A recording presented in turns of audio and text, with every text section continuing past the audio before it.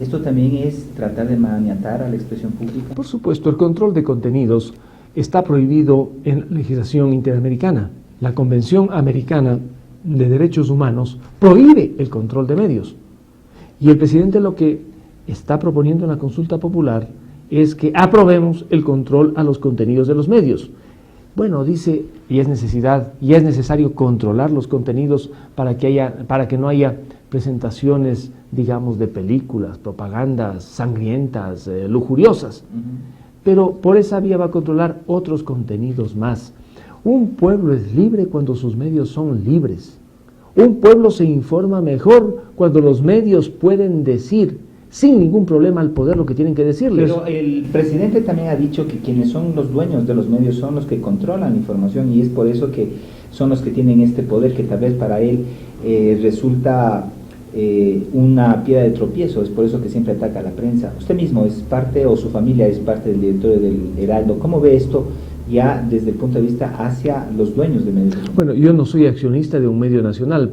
La prohibición del presidente propuesta en la consulta va orientada a los medios nacionales. Solo a los medios nacionales. O sea, no a los locales o regionales. No, así dice la consulta, nacionales. ¿Qué me preocupa a mí en esa prohibición?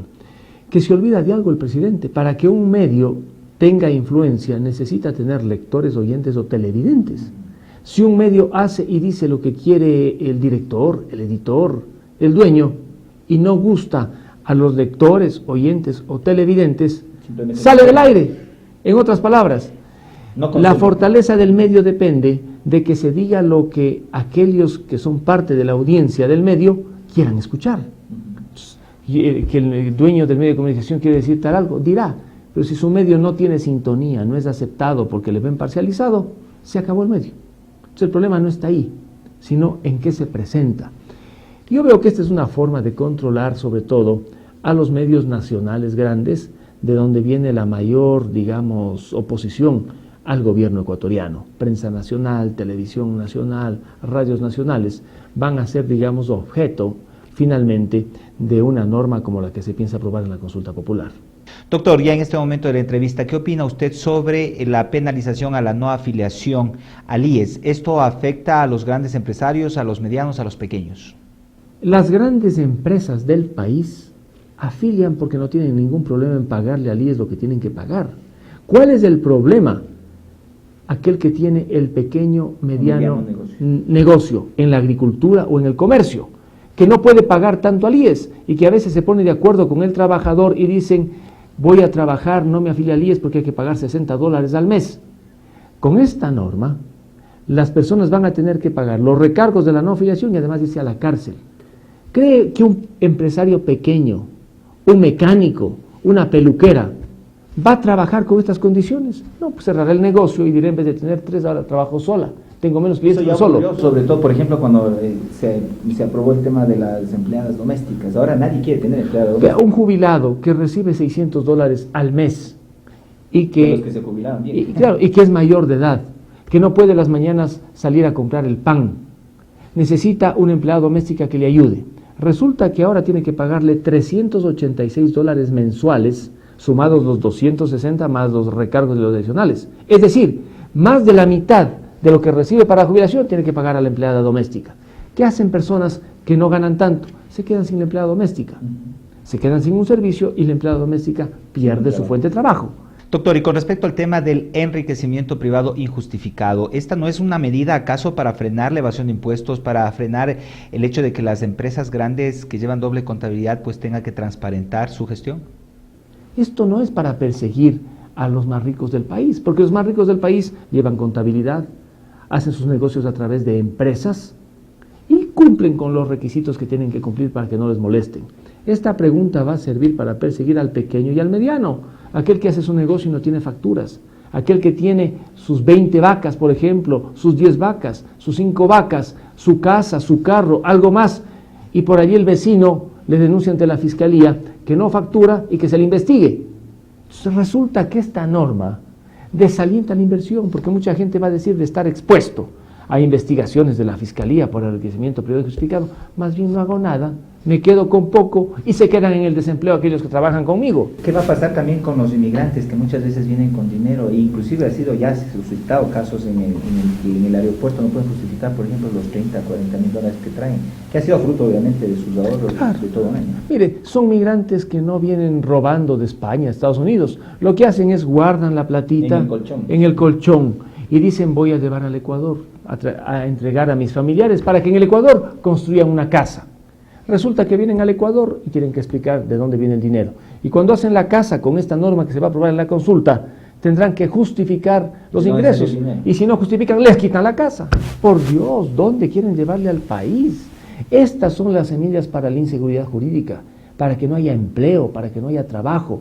Por ello yo hago un llamado a que luchemos todos para desterrar la delincuencia, el desempleo, la pobreza, y que luchemos por lo otro, por la seguridad jurídica y ciudadana. Pero ¿cuál sería la alternativa, doctor? Porque si bien es cierto estamos diciendo que no a la consulta, que tal vez es atentatoria a la consulta, pero también ¿qué alternativas? Porque además de eso... La alternativa es muy sencilla. Díganle no al presidente. Es que no, votando no, por lo menos quedamos tablas. Ya no habría la preocupación. ¿Qué empezar a hacer? Porque igual el Consejo de la Justicia no funciona. Pero ese es en el tema, pero ese es el tema judicial. Es decir, eso hay salidas para eso.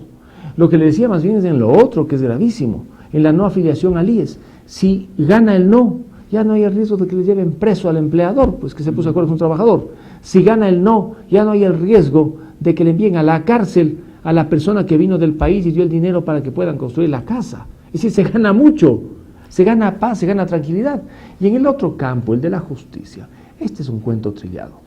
En los últimos 50 años siempre se habla de las reformas de la justicia, todo el tiempo, y no mejora. ¿Con esto va a mejorar? No, va a empeorar.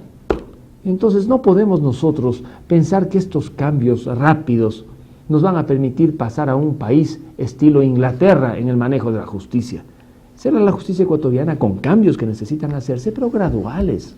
¿De qué deben venir de dónde? De la Asamblea Legislativa.